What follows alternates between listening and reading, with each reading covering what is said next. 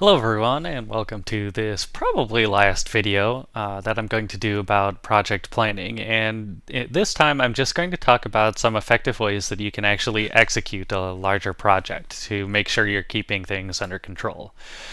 So one of the biggest things that helps is breaking it up into small pieces and tasks. And this allows you a bunch of things, but it allows you to make sure that you're on track, right? If you have a reasonable percentage of the project broken up into pieces, you can see yourself making progress, and you can figure out if you're on track to complete it by the deadline or not. A lot easier than if you just started doing it, right?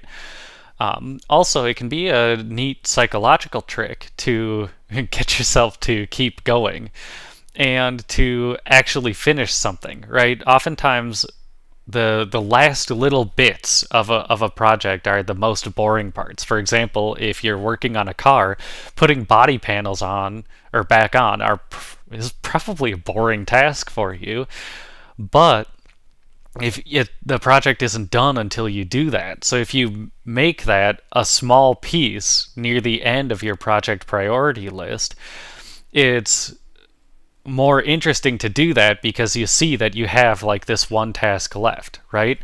Otherwise, if that's part of a much larger thing, you may say, well, I'm almost done with the project, and it'll just wait for a while.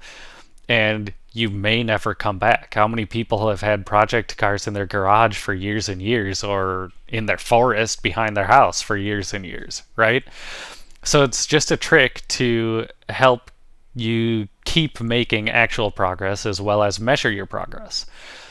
So the scope of a task depends on the environment, right? It depends entirely on what you're doing and why you're doing it. For professional things, pretty often is a small number of days, ranging from a day to like 3 days, or I've seen some go as far even as a week, right? For personal things, I usually like to go much smaller. I like to go a few hours at most. And the reason for that is you're spending 8 hours a day, a lot of us, at work during the week, right? Well, what does that leave you for free time to actually work on a personal project? Probably not 8 hours a day. Some people can do that. I am not one of them, and you probably aren't either.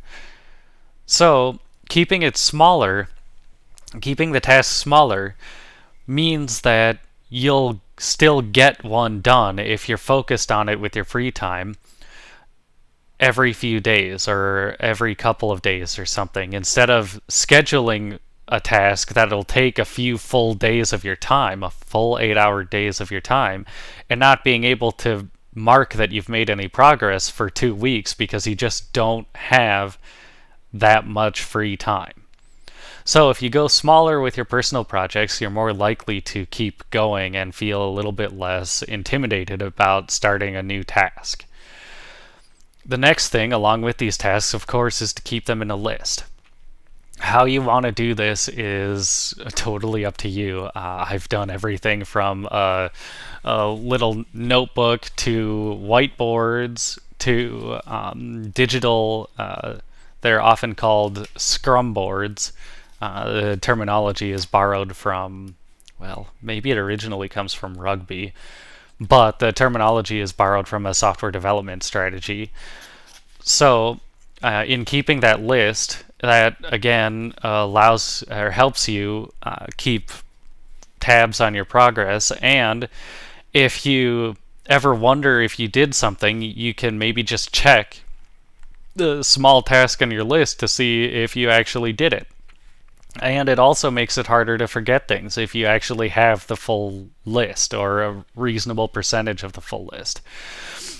And along with that list, you should vaguely prioritize them. This is where a digital one can come in handy because it can be, or post-it notes or something, because it can be handy to reorder them based on what you learn as you go, instead of having to rewrite the whole list like I would here or on a whiteboard, maybe, to keep it organized.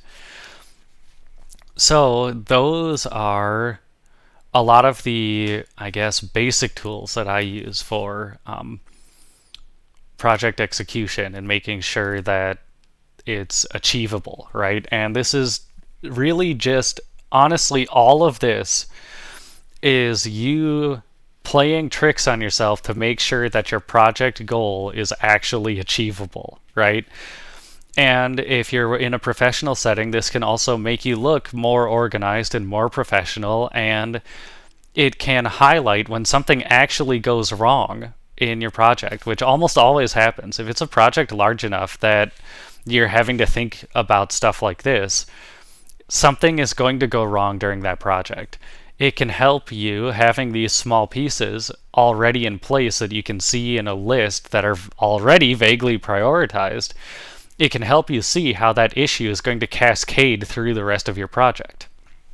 And nothing is perfect ever, right? I'm not saying you have to plan everything from the exact moment you sit down and you can't start doing any work until it's fully planned, because that's just not real life. Some people try to live in that world. I don't recommend it. I don't think it works, ever. But just having a framework out there of some tasks that'll need to be done, an idea. If you can even have some large tasks, right? Like have early ones broken up the way you want, and then later ones be large. Like, oh, this one will take it's a personal project, and it will take an entire month of my life, right? If I just sat down and did it without stopping. Well, that's fine to have in your backlog, right? In your list of things that you want to accomplish for a while. But as you get closer to it, it's probably going to be beneficial to break it up into smaller parts again.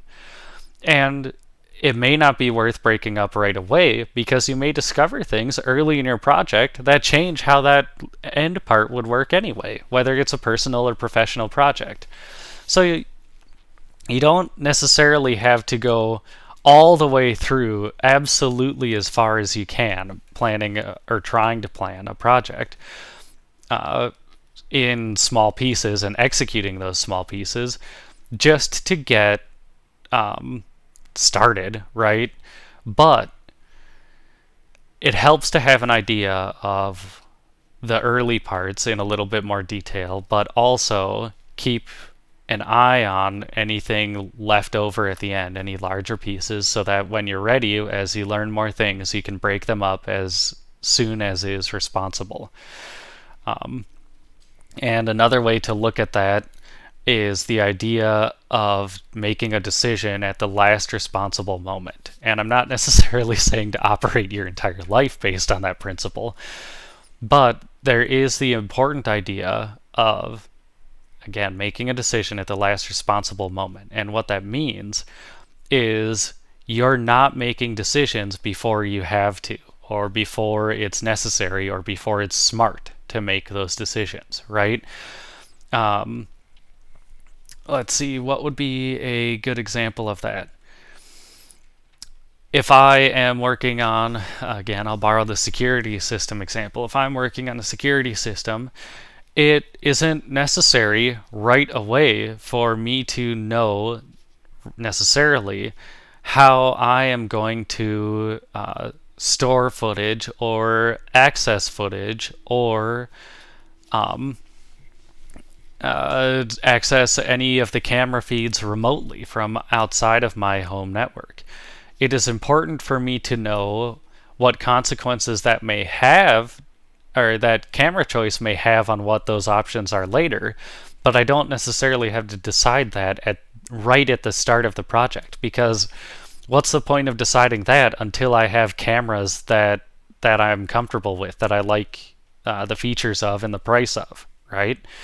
Until I'm comfortable with that, some of those decisions may actually change, right? If I go with cameras that are free and open, then I may decide one thing. If I end up really, really liking cameras that are more locked down, that are harder to get footage from just with off-the-shelf tools anyone can access, then I might get some of those decisions made for me. So if I try to make them today, before even starting to actually look at cameras, they may be pointless decisions that get undone later anyway. I've seen that happen lots of times, and sometimes it even happens with landscaping, right? You end up trying to plan out everything that you're doing for landscaping around your house all before you start anything. And then as soon as you start, you realize something like, oh, I've got tile drainage in my backyard, which means that I can't dig out this part of this thing that I was going to do 3 weeks from now as part of this huge project I planned, and then you just kind of have to decide it again anyway. And I'm not saying that you should totally wing landscaping, right? You should have a vague idea of the things that you want and the things that you don't want for any of your projects that are necessary, but maybe you shouldn't have decided exact slopes and depths to the inch for an entire landscaping project, front and backyard, if you're doing it yourself, until that is necessary. So again, that's just kind of an example, not necessarily something that applies all the time. It's just situational, right? You have to understand what a good and bad decision is to be making at a given time, and delay that as long as is responsible or healthy. So, I think that's the end of the project planning series. If anyone would like to know anything else, deeper dive on any of these topics, or go into any of the digital tools that I use for project planning, go ahead and leave a comment or message or whatnot, and I'll see if I can make one. But otherwise, I will see you guys in the next one.